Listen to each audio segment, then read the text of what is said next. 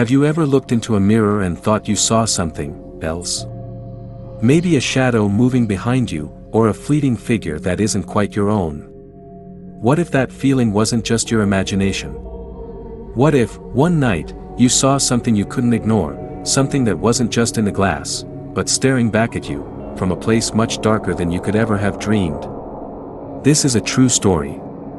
A story of a young woman, a simple, everyday woman, who never believed in things like curses or spirits, until one night, when the mirror in her room didn't just reflect her, it replaced her. What happens when you stare into something so much that it starts to stare back, but what stares at you isn't really you? It all began with a mirror, and it ended with a nightmare she couldn't wake up from. Her name was Laura, and like most people, she had a mirror. A simple, rectangular one that hung on the wall of her bedroom. It was nothing special, just a plain piece of glass framed in cheap plastic. Laura had never given it much thought. It was just there, a part of her everyday routine. But lately, something felt off. It started small. At first, it was just the feeling that someone was standing too close behind her whenever she caught a glimpse of the mirror. It would be quick, just a flash of movement in the corner of her eye, but every time, she'd turn around, and no one would be there. Then, one night, something changed. Laura was getting ready for bed, brushing her teeth, when she looked into the mirror and froze. Her reflection wasn't right. It was her, but at the same time, it wasn't.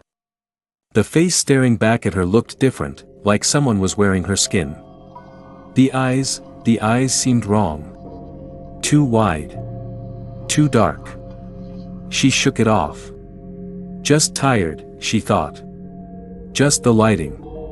But deep down, she knew it wasn't. It wasn't just the mirror. It was something more.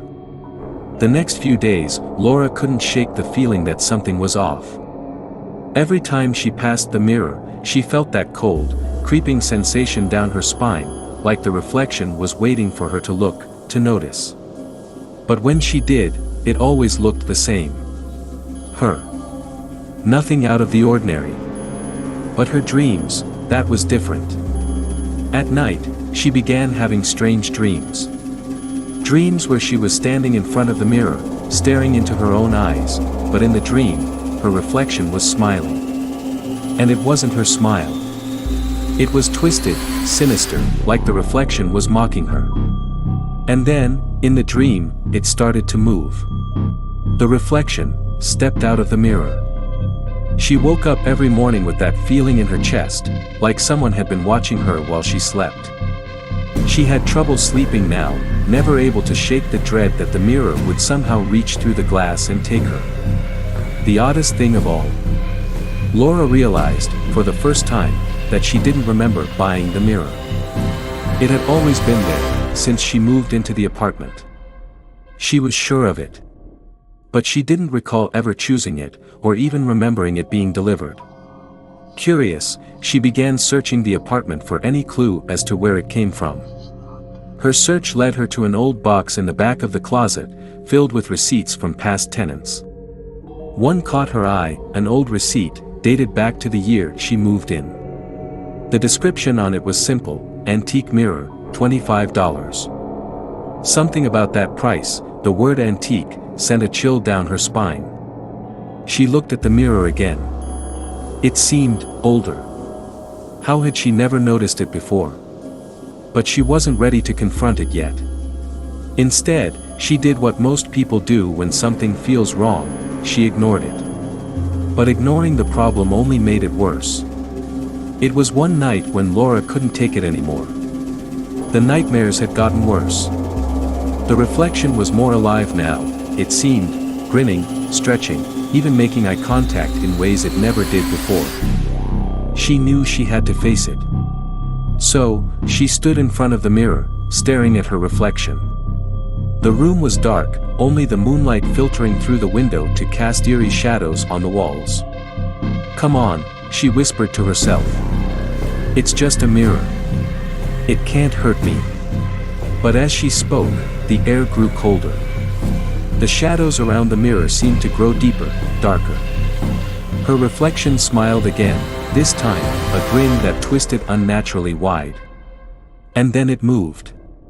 The reflection stepped forward, reaching out of the mirror toward her. Laura stumbled back in horror, but her feet wouldn't move. Her legs were frozen. Her reflection's hand reached out, pressing against the glass, its eyes locked with hers. And then, it spoke. "You shouldn't have looked." Before she could scream, the glass began to crack, shards appearing at the edges. Laura tried to pull away, but it was too late. The reflection reached out, grabbing her by the wrist. It felt cold, unearthly, and its grip was too tight, too strong. Then, everything went black. When Laura's friends found her the next morning, she was lying on the floor in front of the mirror, motionless. Her eyes were wide open, but empty, blank, lifeless. It was as if the mirror had taken everything from her, leaving behind nothing but a hollow shell. The mirror. It was fine. No cracks. No damage. No sign of what had happened. As for Laura, no one really knew what happened to her. Some say she was taken by the mirror, trapped in the reflection for eternity. Others say she never left the apartment, that her spirit now roams the halls, forever searching for a way to escape. But the mirror? It's still there, hanging in the corner of the room, waiting for its next victim. Don't forget to subscribe, or the nightmare might just follow you home.